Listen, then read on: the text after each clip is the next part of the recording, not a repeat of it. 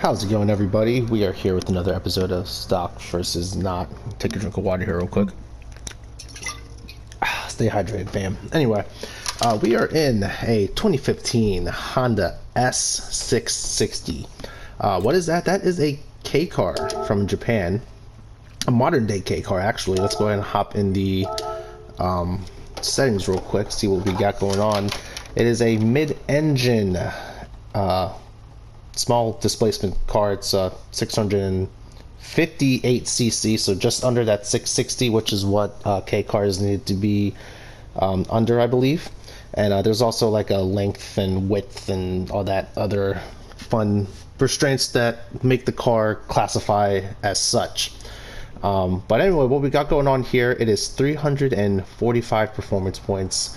That small displacement puts out 63 horsepower, but it is a extremely light car at being at 1,800 pounds. It's a little city commuter. It looks very similar to the NSX in a way, very small, compact version of one. So yeah, that's what we got going on for today in Stock versus Not. Let's hop over to the ranking board. We are going over going against the Toyota Alphard, the Priuses, and the Fit we just did not too long ago. Fit had significantly higher horsepower. We're on the low end of the horsepower range here, but surprisingly enough, we're not the lowest performance points. This actually has more than the Fit. So let's see how this thing goes. We're on comfort soft tires, so this will be interesting.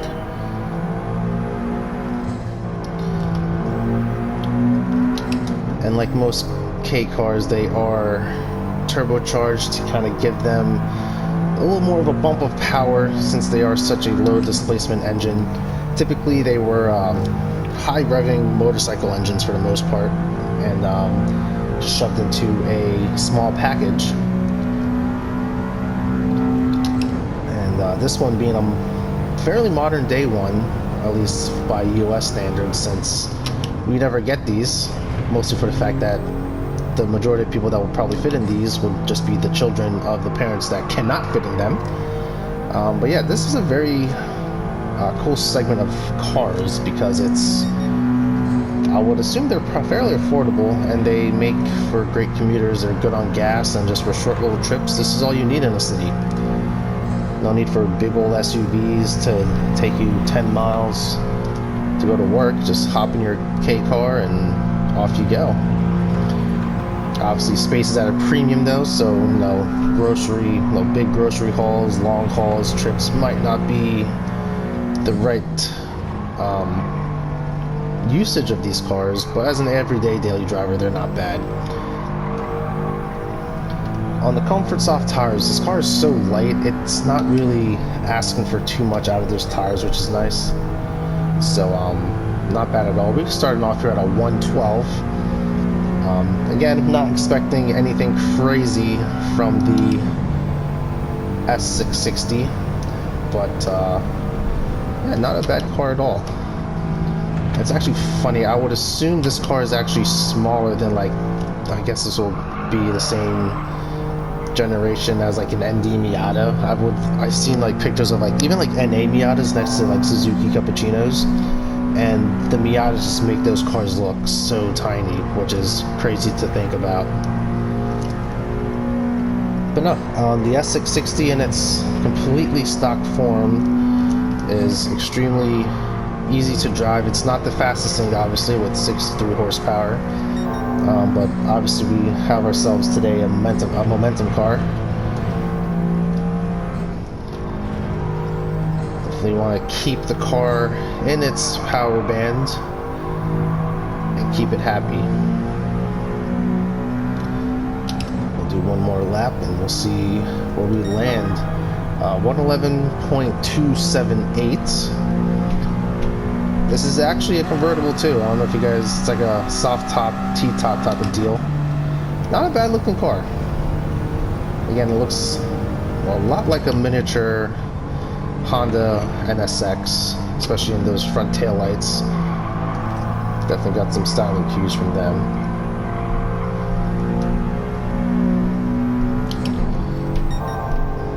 can see the red line there is right around 8,000 RPM. It's a very Honda of it.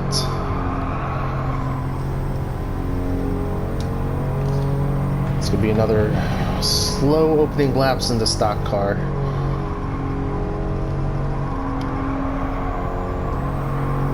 Not a bad car to drive. It's not the fastest thing, but sometimes slow. Taking a slow car around the track is just a nice, comfortable way to get yourself warmed up in the game if you ever need to warm yourself up for anything. Alright, let's see if we're gonna hit that optimal. 109.944 from the Honda S660. Let's see where that puts us on that leaderboard.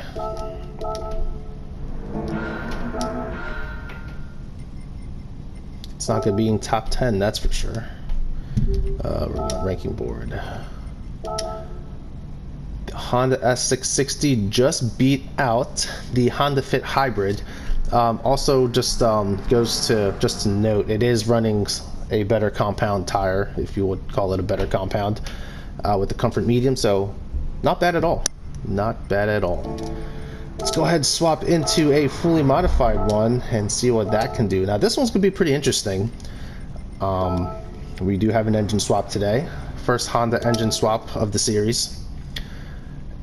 And as you can see now, we are bumped up to 659 performance points. And we have 3-digit horsepower numbers. That's coming from the SE75E engine from the 2 and 4, which is the Honda concept car that this game has, and I believe it's a real concept car. Don't know too much about it, but now we're bumped up to a 4-cylinder, so technically now it's no longer a K car because of the displacement. But anyways, what we have now, like I said, 659 performance points, 288 horsepower, a whopping 103 foot-pounds of torque, and the engine did kind of bump up the weight a bit, but we're still fairly light with all the weight savings at 1550, and the car is fairly balanced. Didn't really have a need to tweak the ballast on it. Racing softs. Oh, sorry about that. A little buzzing with the flyby. Here are my alignment settings, suspension settings. My differential settings are at the bottom. Aerodynamics here. Here are the bolt-ons and all the engine bits that are on. So basically every single engine bit that you're able to do that the game will allow you to. Alright, let's hop into the ranking board, see where this one is going to be going against. Do not delete that. That's our top time. Alright, it is the Alphard at a 51 second. That made a whopping 708 horsepower. I do not know if we're going to get it with this little miniature NSX. Yeah, the SFR probably be its closest contender. This is actually a little bit lighter than the SFR, but they're making similar power. This is actually not turbocharged. It is just a naturally aspirated vehicle, so we'll see how this fares against it. So we're looking like a mid-50s for this. And this engine, I guess, and transmission that this engine comes with is a little peculiar because, let's go ahead on this straight. Let me show that the gears are extremely long. Second gear already well into the 100-mile-an-hour range. So did we make a miniature NSX while doing this? That is the question. And this thing being so small and nimble,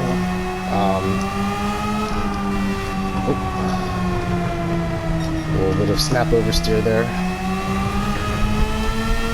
This thing is extremely punchy now. This actually might be I think this might be our leader when it comes to power to weight. Being like 200, almost 300 horsepower and weighing 1,500 pounds. This is quite the powerhouse in that aspect there.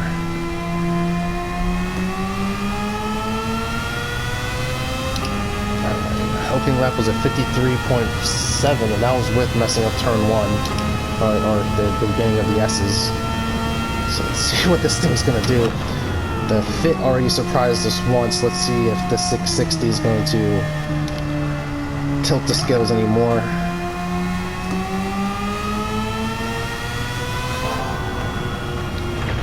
You can just lift off there on this thing and just kind of point it where you need it to go, and it's going. If this thing makes top 10, I'll actually be extremely happy for it. I think it'll be really cool to have a sub 4-digit horsepower car in the top 10 of this series, especially with it only being under 300 horsepower. 52. I don't know if we're gonna do it. If you're new to stock versus not, we typically do about 3 to 5 laps on the fully modified car just to get it. It's a potential good lap out of it. Also because they tend to be a little bit difficult to drive, but now this is probably one. I said the Fit was easy to drive. This one is so much easier to drive than the Fit. The Fit was still front wheel drive, so we still had some understeer to kind of work with. This is mid-engine rear wheel drive, so it's, again, I've been driving mid-engine cars fairly better compared to like just the strict rear wheel drive front engine cars.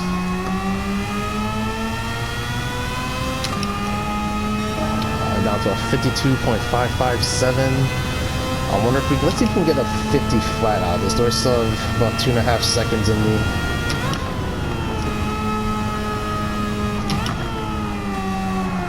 Get some, oh, that's, yeah, we can get some nice rotation out of that.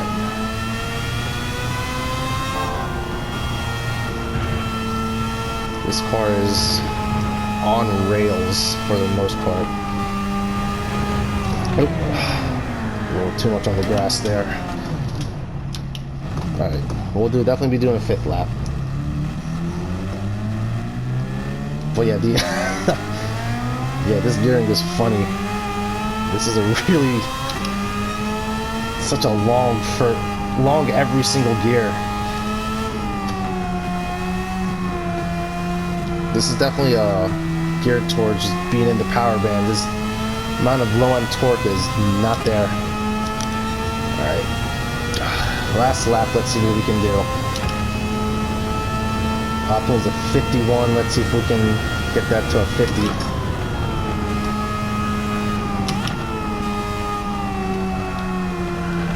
We're gonna do it. Let's see. It's purple there. A little bit of understeer there. We're fine. I don't know if we have it in it.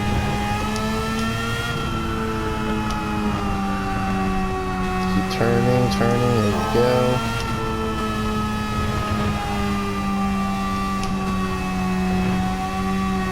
Come on. Get some cones. Nah, we're not gonna do it. That is fine. 52.350. That is a good time for this car. And as always, I always forget to show you what I do to the fully modified one. So here's what we got.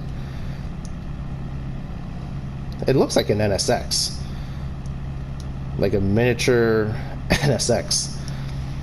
It's a cool looking car. Not bad at all. Not bad at all. All right, let's go ahead and see what the leaderboard has for us today.